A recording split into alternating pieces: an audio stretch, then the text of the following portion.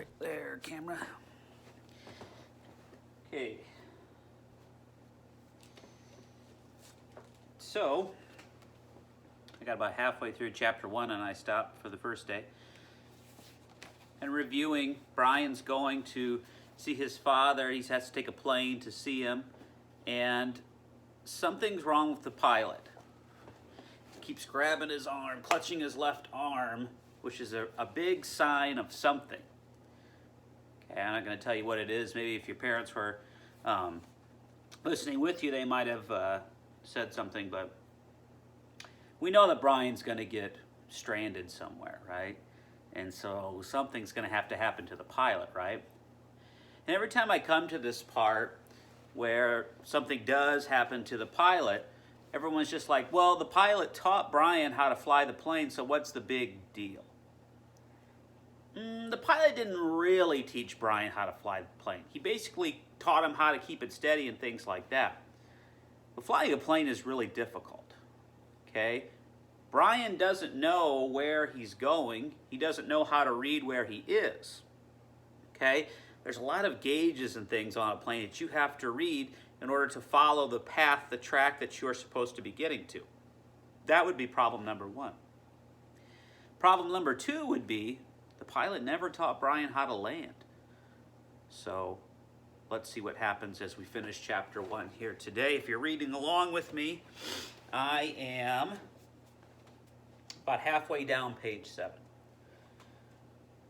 His mother had driven him from the city to meet the plane at Hampton, where it came to pick up the drilling equipment.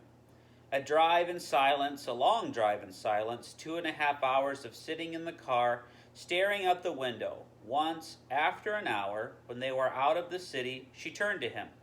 Look, can't we talk this over? Can't we talk this out? Can't you tell me what's bothering you? So Brian's kind of thinking back right now as he's sitting on the plane. And there were the words again. Divorce, split, the secret. How could he tell her what he knew? So he remained silent, shook his head, and continued to stare unseeing at the countryside. And his mother had gone back to driving, only to speak to him one more time when they were close to Hampton. She reached over the back of the seat and brought up a paper sack. I got you something for the trip. Brian took the sack and opened the top. Inside there was a hatchet, the kind with a steel handle and a rubber hand grip. The head was in a stout leather case that had a brass riveted belt loop. It goes on your belt. His mother spoke now without looking at him. There were some farm trucks on the road now, and she had to weave through them and watch traffic. The man at the store said you could use it, in the woods with your father. Dad, he thought. Not my father, my dad. Thanks, it's really nice. But the words sounded hollow, even to Brian. Try it on. See how it looks on your belt. And he would normally have said no, that it looked too hokey to have a hatchet on your belt. Those were the normal things he would say. But her voice was thin, had a sound like something thin that would break if you touched it.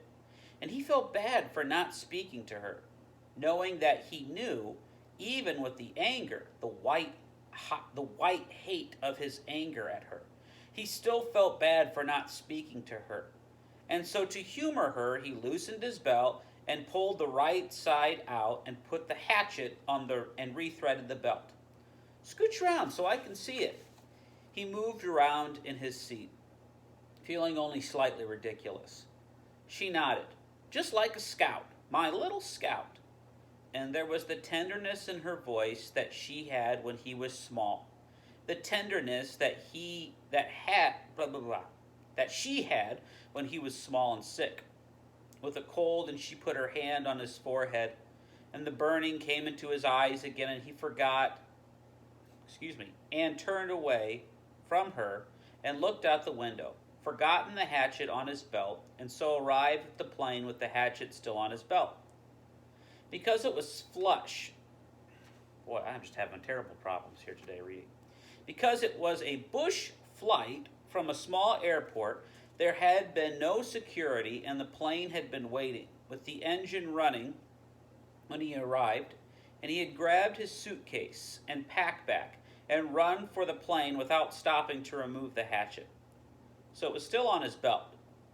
At first he had been embarrassed, but the pilot had said nothing about it, and Brian forgot it as they took off and began flying. More smell now. Bad. Brian turned again to glance at the pilot, who had both hands on his stomach and was grimacing in pain, reaching for his left shoulder again as Brian watched. "Don't know, kid." The pilot's words were a hiss, barely audible. "Bad aches here. Bad aches. Thought it was something I ate, but..." He stopped as a fresh spasm of pain hit him.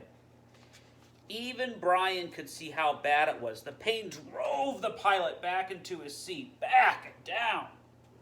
Never had anything like this. The pilot reached for the switch on the mic cord, his hand coming up in a small arc from his stomach, and he flipped the switch on. "This is Flight 46. And now a jolt took him like a hammer blow, so forcefully that he seemed to crush back into the seat. And Brian reached for him.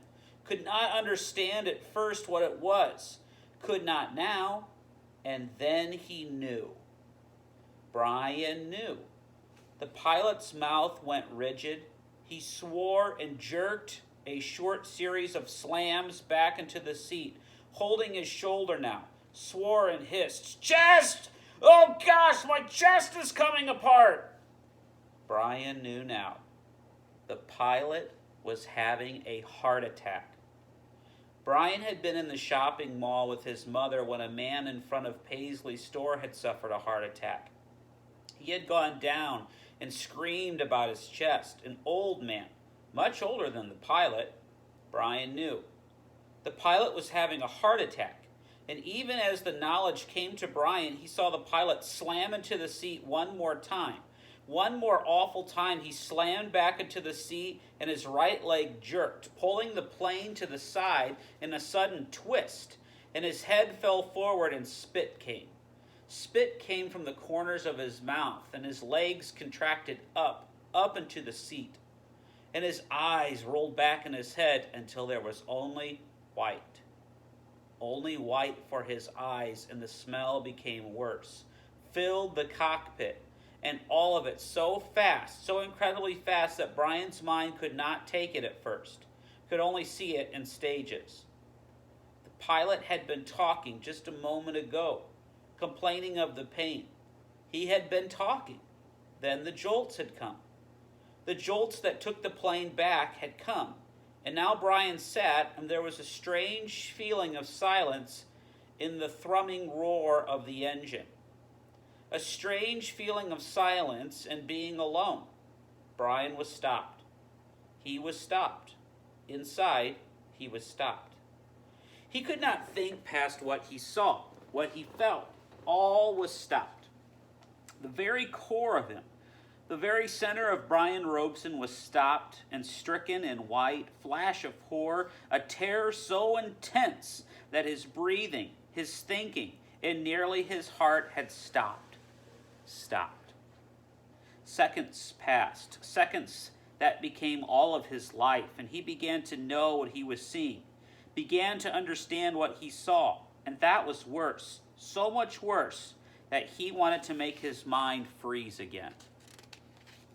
He was sitting in a bush plane, roaring 7,000 feet above the northern wilderness, with a pilot who had suffered a massive heart attack and who was either dead or in something close to a coma.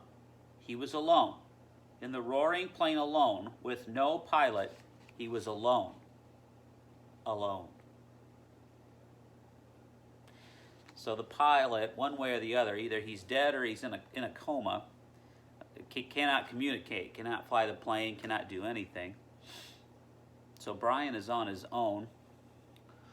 What do you think you would do in that situation?